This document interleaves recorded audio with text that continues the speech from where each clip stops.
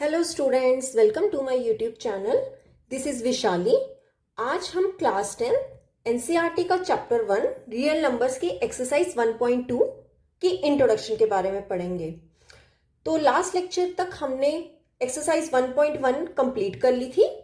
तो अब हम स्टार्ट करने वाले हैं सेकेंड एक्सरसाइज की इंट्रोडक्शन। इस लेक्चर में हम पढ़ेंगे इरेशनल नंबर्स के बारे में। ठीक है, अब सबसे पहले हमें पता होना चाहिए इरेशनल नंबर्स क्या होते हैं। तो आपको याद है कि जब हमने ये चैप्टर शुरू किया था तो इस चैप्टर के इंट्रोडक्शन में मैंने आपको बताया था रियल नंबर्स के बारे में। और रियल नंबर्स को हम किस में डिफाइन करते हैं? 2 पार्ट्स में डिफाइन करते हैं। एक होता है rational numbers and irrational numbers. वहां पे हमने पढ़ा था कि all rational numbers and irrational numbers क्या होते हैं? रियल नंबर्स होते हैं।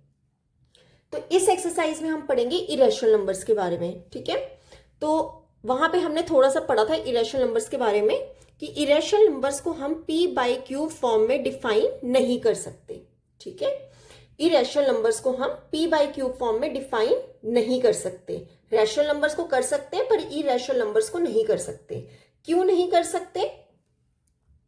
क्योंकि यहां पर क्या होता है कि जैसे हम एक एग्जाम्पल से समझाती हूँ।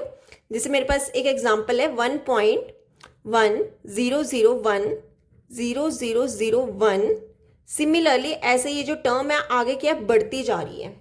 ये टर्म कहीं भी जाके क्या हो रही है? खत्म नहीं हो रही है। तो इरेशनल नंबर्स वो नंबर्स होते हैं जो नॉन टर्मिनेटिंग होते हैं एंड नॉन रिपीटिंग होते हैं। देखो, ये टर्म कहीं भी जाके खत्म नहीं हो रही है और ना ही ये टर्म क्या रिपीट हो रही है। जो टर्म्स ना तो रिपीट होते हैं और ना ही टर्मिनेट होते हैं, मीन्स वो जो टर्म है वो खत्म नहीं होगी। ठीक है, उसे हम क्या कहते हैं? Irrational numbers. क्लियर? तो ये था इरेशनल नंबर्स। अब देखो, इस एक्सरसाइज में ना हमने कुछ चीजें पढ़नी है। जैसे एक हमारी थ्योरम होगी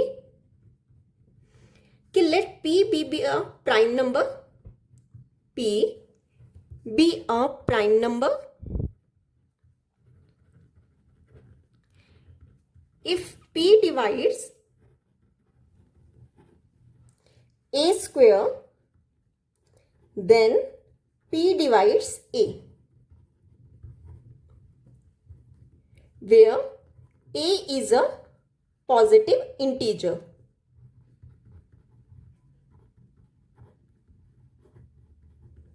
ठीक है, इस थ्योरम में क्या कहा गया है कि एक p जो है एक प्राइम नंबर है। ठीक है, प्राइम नंबर हमने पढ़ा हुआ है। प्राइम नंबर वो कौन से नंबर होते हैं? जो या तो जिसके सिर्फ और सिर्फ 2 फैक्टर्स होंगे, या तो 1 होगा या तो नंबर इटसेल्फ। तो उसने कहा है कि p जो है एक प्राइम नंबर है if p divides a square. अगर वो p डिवाइड कर रहा है a स्क्वायर को, देन p जो होगा वो भी डिवाइड किसको करेगा? a को करेगा। ठीक है, क्या है ये थ्योरम कि अगर p जो है वो a स्क्वायर को डिवाइड कर रहा है तो देन यही p जो होगा वो a को भी डिवाइड करेगा। क्लियर? अब a जो है वो कोई भी क्या हो सकता है? पॉजिटिव इंटीजर हो सकता है। क्लियर? इसे मैं आपको एक एग्जांपल से समझाती हूँ कि अगर जैसे p मैंने ले लिया कि p है मेरा 5। ठीक है, p कितना है? 5। और मैंने कहा कि अगर 5 जो है वो डिवाइड कर रहा है किसको? 25 को। ठीक है, a स्क्वायर मैंने ले लिया 25, ये मैंने लेट किया है। ठीक है, कि लेट कर लो कि अगर p आपका 5 है और a स्क्वायर आपका कितना है? 25। ठीक है, a स्क्वायर कितना है? 25। तो अगर 5 डिवाइड कर रहा होगा 25 को, देखो 25 को मैं 5 का स्क्वायर भी लिख सकती हूँ ना, एक ही बात हुई। ठीक है, अगर ये जो 5 है वो डिवाइड कर रहा है a स्क्वायर को, तो देन जो यही 5 है वो किसको डिवाइड करेगा? इस a को भी डिवाइड करेगा। ठीक है, मीन्स यहां पर मेरा a कितना हो जाएगा? 5। 25 का स्क्वायर है ना, a स्क्वायर को मैं 5 का स्क्वायर भी लिख सकती हूँ, एक ही बात है। तो a मेरा कितना हो गया यहां से? 5। क्लियर? इसमें एक एग्जांपल से और समझाती हूं कि मैंने लेट कर लिया कि p जो है वो मेरा कितना है? 6। ठीक है, अगर 6 डिवाइड कर रहा है और a स्क्वायर को मैं ले लेती हूँ 36। ठीक है, इसका स्क्वायर a अगर डिवाइड कर रहा है 36 को, ठीक है, 6 डिवाइड्स 36 को मैं कैसे लिख सकती हूँ? 6 का स्क्वायर। क्लियर? अगर P जो है वो डिवाइड कर रहा है A को, तो यही जो P होगा वो किसको डिवाइड करेगा, A को। मतलब ये जो 6 है वो किसको डिवाइड करेगा, इस ब्रैकेट के अंदर जो है 6 को। ठीक है, यही है हमारी थ्योरम कि P जो है एक प्राइम नंबर है। अगर P जो है वो A स्क्वायर को डिवाइड कर रहा है, देन वही P जो होगा वो A को भी क्या करेगा, डिवाइड करेगा। क्लियर। तो ये थ्योरम मैंने आपको एक एग्जांपल से समझाई है। अब हम इसका प्रूफ देख लेते हैं। देखो क्या है, थ्योरम 1.2 है हमारी कि let P be a prime number if P divides A square then P divides A where A is a positive integer. P हमारा कोई भी प्राइम नंबर है, अगर P जो है वो A स्क्वायर को डिवाइड कर रहा है तो हमने प्रूव करना है कि P जो है वो A को भी क्या करेगा, डिवाइड करेगा। और A हमारा कोई भी क्या हो सकता है, पॉजिटिव इंटीजर। क्लियर। तो देखो प्रूफ कैसे करेंगे हम इसका। हम लिखेंगे पहले let P be a prime number, कि P जो है वो कोई भी क्या है, प्राइम नंबर। ये हमें क्या है, गिवन दिया हुआ ना थ्योरम में कि P क्या है, एक प्राइम नंबर है। अब हम ले लेंगे let A be a positive integer. A हमने क्या ले लिया, कोई भी पॉजिटिव इंटीजर। अगर A कोई भी पॉजिटिव इंटीजर है तो मैं ये कह सकती हूँ कि A जो होगा, ये जो कोई भी इंटीजर होता है वो प्राइम नंबर्स का मल्टीपल होता है ना। जैसे हमने फर्स्ट एक्सरसाइज में क्या पढ़ा है कि कोई भी इंटीजर, जैसे मान लो 60 होता था, तो 60 को हम क्या करते थे, उसके इंटीजर्स के मल्टीपल लिखते थे, फैक्टर्स। ठीक है, फैक्टर्स का मल्टीपल। तो A जो होगा वो प्राइम नंबर्स का मल्टीपल होगा, मतलब P1 मल्टीपल में P2 मल्टीपल में P3 is so on Pn। ठीक है, कोई लास्ट टर्म होगी Pn where P1 P2 is so on Pn। ये सारे हमारे क्या है, प्राइम नंबर्स। प्राइम नंबर्स का मल्टीपल होता है ना, P1 P2 so on Pn, ये क्या है, प्राइम नंबर्स। अब देखो ये मेरे पास क्या, P डिवाइड कर रहा है A स्क्वायर को, ये मैंने A लिखा है, मैं A स्क्वायर बना लेती हूँ इसको। A स्क्वायर, दोनों साइड क्या कर देना, स्क्वेयरिंग कर देनी है। तो इस पूरी टर्म को क्या कर लो, स्क्वायर कर लो, P1 मल्टीपल P2। ये छोटा बना देती हूँ मैं, P3 को आप स्किप कर सकते हो। ठीक है, इस पूरे पे क्या लगा दो, स्क्वायर। ठीक है, अब देखो एक चीज यहां पर क्या है, ये A स्क्वायर किसके इक्वल होगा, अगर मेरे पास कहा गया हो कि 2 मल्टीपल 3 इसका स्क्वायर, तो मैं हर एक का स्क्वायर क्या कर सकती हूँ, अलग अलग भी कर सकती हूँ। ठीक है, हर एक का स्क्वायर क्या कर देंगे, अलग अलग कर देंगे। तो ये पूरे का स्क्वायर है ना, अलग अलग स्क्वायर कर लो, P1 का स्क्वायर मल्टीपल में P2 का square multiple so on Pn का स्क्वायर। A स्क्वायर मेरा क्या आ गया, P1 का स्क्वायर मल्टीपल में P2 का स्क्वायर मल्टीपल में सो ऑन Pn स्क्वायर। क्लियर। अब देखो हमें गिवन क्या है, हमें गिवन है, given that P divides A, P जो P divides A square. P किसको डिवाइड कर रहा है, A स्क्वायर को डिवाइड कर रहा है, ये हमें क्या है, गिवन है। ठीक है, इस थ्योरम में अगर P डिवाइड कर रहा है A स्क्वायर को, तो मैं ये कह सकती हूँ कि P जो होगा वो क्या होगा, one of the prime factors of A square. कैसे आया ये, देखो अगर P जो है वो A स्क्वायर को डिवाइड कर रहा है, मतलब कि A स्क्वायर का कोई ना कोई जो प्राइम फैक्टर होगा वो कौन सा हो सकता है, P हो सकता है। ठीक है, इस A स्क्वायर का एक प्राइम फैक्टर क्या हुआ, P, तभी वो डिवाइड हो सकता है ना। तो हम लिख देंगे देखो P is one of the prime factors of A square. ठीक है, आगे हम लिखेंगे and using uniqueness part of the fundamental theorem of arithmetic,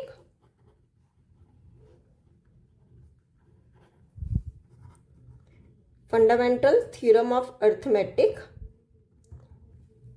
अब हम क्या यूज करेंगे, यूज करेंगे जो यूनिकनेस हमने पढ़ा था फंडामेंटल थ्योरम ऑफ अर्थमेटिक में, जहां पे फैक्टराइजेशन क्या होते हैं, यूनिक होते हैं। ठीक है, अब हम उसी यूनिकनेस का क्या करेंगे, यूज करेंगे। तो यहां से हम ये कह सकते हैं, सो P is one of P1 P2 so on Pn। Fundamental theorem of arithmetic में क्या कहते हैं थे कि जो फैक्टराइजेशन होते हैं वो यूनिक होते हैं। पी अगर एक फैक्टर है ए स्क्वायर का, मतलब पी जो होगा वो इन्हीं प्राइम नंबर्स में से कोई एक होगा। तो हम ये कह सकते हैं so P is one of P1 P2 so on Pn, since A is equal to P1 multiple में P2 मल्टीपल में so on Pn। मतलब A जो है कि हमें ये पता है कि A जो है वो P1 P2 so on Pn है। अगर A जो है इसके इक्वल है तो हम ये कह सकते हैं therefore P divides A। अब देखो ये चीज कैसे लास्ट में हमने कही, हमने लिया था कि A हमारा क्या है P1 P2 so on Pn, ठीक है। और यहां हमने लास्ट में fundamental theorem of arithmetic use करके हमने क्या दिया कि P जो है वो इन्हीं में से कोई एक है, इन्हीं प्राइम नंबर में से कोई एक है, ठीक है। इन्हीं प्राइम नंबर में से कोई एक है तो मतलब ये जो P होगा, यहां पर कहीं P होगा वो किसको डिवाइड कर रहा होगा, A को भी डिवाइड कर रहा होगा। क्लियर।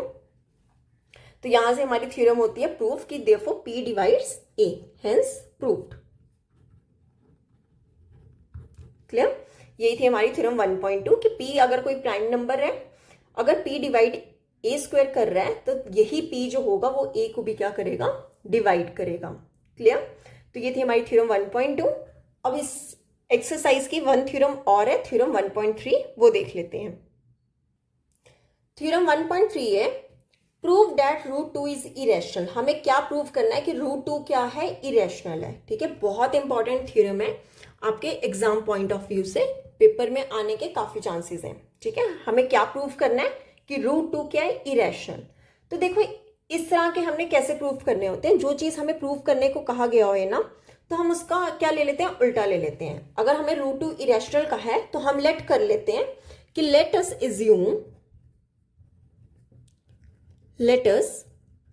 एज्यूम दैट कि हमारा रूट 2 जो है वो रैशनल है।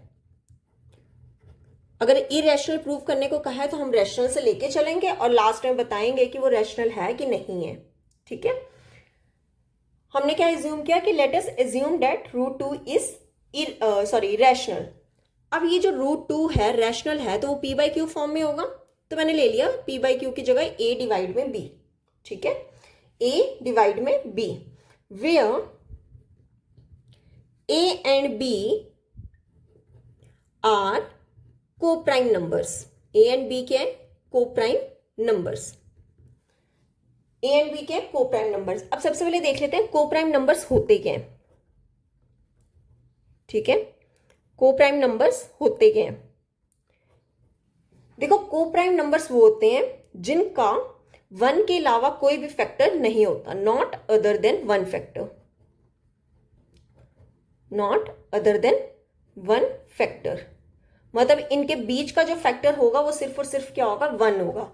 जैसे देखो कि एक मैंने ले लिया 2 और 3, इनके बीच में कॉमन फैक्टर कौन से है, 1। आप जैसे एक एग्जांपल ले लो 4 और 5, 4 और 5 के बीच में कॉमन फैक्टर क्या है, सिर्फ और सिर्फ 1। तो मतलब को प्राइम नंबर्स वो होते हैं जिनका सिर्फ और सिर्फ फैक्टर क्या होता है, 1 होता है, ठीक है। उनके बीच में कॉमन क्या होता है, 1 होता है।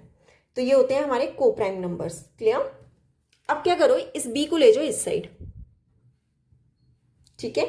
तो ये क्या हो जाएगा, under root 2B is equal to A, ठीक है। Under root 2B is equal to A। अब कर लो squaring both sides, squaring both sides. Squaring both sides करेंगे तो दोनों साइड क्या लगा देंगे, स्क्वायर लगा देंगे। जैसे अंडर रूट 2B का whole square is equal to A का स्क्वायर, दोनों साइड क्या कर देनी है, स्क्वेयरिंग कर देनी है। क्लियर। अब देखो यहां पे एक चीज पढ़ना, अगर कहीं पे A B की पावर m हो, ठीक है, तो हम दोनों के ऊपर क्या लगा देते हैं, अलग अलग पावर लगा देते हैं, ठीक है। यहां पे अगर क्या है रूट 2B का स्क्वायर, तो आपने क्या करना है, एक बार अंडर रूट 2 पे स्क्वायर लगा देना है, दूसरी तरफ B के स्क्वायर लगा देना है। क्लियर। ये आपने आई थिंक 7th 8th में आती है ये प्रॉपर्टीज, तो ये इसमें क्या हो रही है, यूज हो रही है। देखो रूट 2 का स्क्वायर कर दो, फिर क्या कर दो, B का square is equal to A का स्क्वायर। स्क्वायर से अंडर रूट कैंसिल हमेशा हो जाता है, ठीक है। अगर स्क्वायर हो और अंडर रूट हो वो दोनों आपस में क्या हो जाते हैं, कैंसिल आउट हो जाते हैं। तो यहां से सिर्फ और सिर्फ क्या बचा, 2 ये B square is equal to A square. Clear? तो 2b² किसके इक्वल हो गया? A square. इसको इक्वेशन नंबर 1 ले लो। अब देखो यहां से हमें एक चीज पता चल रही है कि अगर 2 जो है वो डिवाइड कर रहा है ए स्क्वेयर को, देखो ये 2 जो है अगर ए स्क्वेयर को डिवाइड कर रहा होगा तो हम ये कह सकते हैं देन 2 जो होगा वो किसको डिवाइड कर रहा होगा? ए को। ये हमारी कौन सी थी? थ्योरम 1.2, जहां पे हमने पढ़ा था कि अगर कोई p कोई भी प्राइम नंबर हो सकता है, अगर कोई p जो है वो डिवाइड कर रहा होगा ए स्क्वेयर को, तो देन p जो होगा वो किसको डिवाइड करेगा? ए को भी करेगा। ठीक है, तो यहाँ पे अगर 2 जो है वो ए स्क्वेयर को डिवाइड कर रहा होगा तो यही 2 जो है वो ए को भी क्या कर रहा होगा? डिवाइड कर रहा होगा। क्लियर? अब ये जो a है, ठीक है, a को हम ले लेते हैं 2c। लेट कर लो कि हमारा जो a है वो किसके इक्वल है? 2, मतलब 2 का कुछ क्या होगा? मल्टीपल होगा। 2 मल्टीपल कोई भी इंटीजर हो सकता है। ठीक है, तभी a डिवाइड में 2 होगा ना। वेयर, अब c के बारे में मेरे को कुछ नहीं पता, मैं तो लिख दूंगी c is any integer. c जो है वो कोई भी क्या हो सकता है? इंटीजर हो सकता है। Clear? c is any integer. अब क्या करो? a is equal to 2c है ना। अब ये जो a की वैल्यू है, ठीक है, ये जो a की वैल्यू है आप किस में पुट कर दो? इक्वेशन 1 में पुट कर दो। क्लियर? ये a की वैल्यू क्या कर देंगे? इक्वेशन 1 में पुट कर देंगे। तो हम लिखेंगे put the value of a in equation 1। ठीक है, इक्वेशन 1 में क्या कर दो? a की वैल्यू पुट कर दो। तो क्या आएगा? 2b² इज इक्वल टू, यहां से a की वैल्यू क्या है? 2c। देखो a कितना है? 2c। यहां पर a स्क्वेयर है, स्क्वेयरिंग लगाएंगे तो होल का क्या बन जाएगा? स्क्वेयर बन जाएगा। ठीक है, तो ये 2c का स्क्वेयर आ जाएगा। क्लियर? अब देखो यहां पे क्या आएगा? 2b² इज इक्वल टू, देखो 2c का स्क्वेयर जो होगा, जैसे ऊपर बताया कि अलग अलग क्या कर देते हैं? पावर लगा देते हैं। पहले 2 पे पावर लगा दो, फिर c पे पावर लगा दो। तो ये कितना हो जाएगा? 2 का स्क्वेयर और c का स्क्वेयर। क्लियर? तो यहां से क्या आएगा? 2b² किसके इक्वल हो जाएगा? 2 का स्क्वेयर होता है 4c²। ठीक है, 2b² किसके इक्वल होगा? 4c²। अब 2 को ले जाओ डिनोमिनेटर में, तो b² किसके इक्वल हो जाएगा? 4 डिवाइड में 2c²। ठीक है, ये 2 से 2 कैंसल। क्लियर? अब देखो आगे कैसे करेंगे।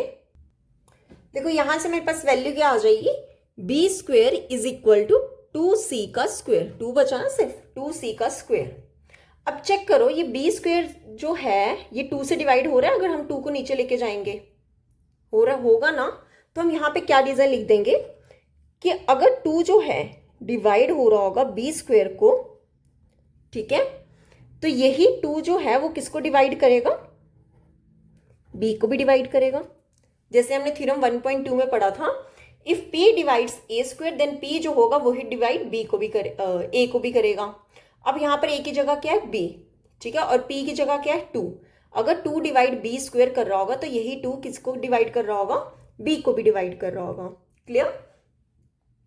तो यहां से हो गई हमारी equation number 2।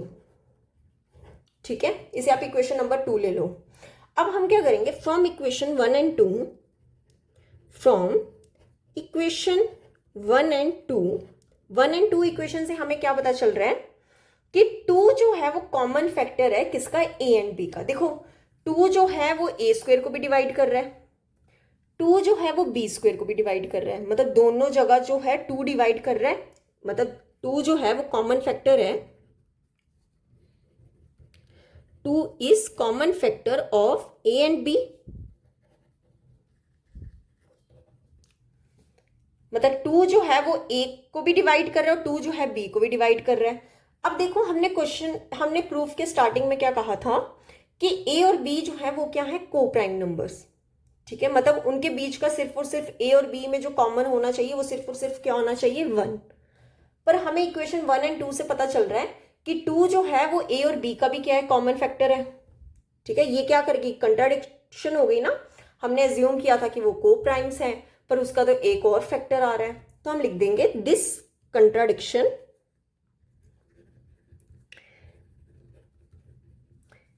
Contradiction has arisen because of our wrong assumption. क्या रॉन्ग एजम्पशन थी हमारी? डैट की जो रूट 2 है वो क्या है? रैशनल। यही हमने एजम्पशन किया था ना, एज्यूम किया था। हमने एज्यूम किया था कि रैशनल है, और हमने बोला था कि ए एंड बी क्या है? को प्राइम्स है, मतलब उनके बीच का कॉमन फैक्टर क्या होना चाहिए? सिर्फ और सिर्फ 1, पर 2 भी एक कॉमन फैक्टर आ रहा है। मतलब हमने जो एज्यूम किया था वो क्या किया था? गलत किया था। तो हम लिख देंगे this contradiction has arisen because of our wrong assumption that root 2 is rational. मतलब अगर वो रूट 2 रैशनल नहीं है तो रूट 2 हमारा क्या है? इरेशनल। Root 2 is irrational. यही हमने क्या करना था? प्रूफ करना था कि रूट 2 हमारा क्या है? इरेशनल। Hence proved. बहुत इंपॉर्टेंट है ये थ्योरम। ये आपको लाइन, जो एक एक लाइन है वो आपको आती होनी चाहिए पेपर में। एग्जाम में आने के बहुत ज़्यादा चांसेस है इस थ्योरम के, ठीक है। तो यहाँ पे होती है हमारी एक्सरसाइज 1.2 की इंट्रोडक्शन कंप्लीट। इसमें हमारी 2 थ्योरम्स थी, वो हमने कर ली हैं। नेक्स्ट लेक्चर में हम स्टार्ट करेंगे इस एक्सरसाइज की एग्जाम्पल्स। अगर यहाँ तक आपको कोई भी डाउट होगा तो आप मुझे कमेंट सेक्शन में पूछ सकते हो, ठीक है। तो अगर आपको मेरी वीडियोस अच्छी लग रही हैं तो please like, share and subscribe my channel. Thank you.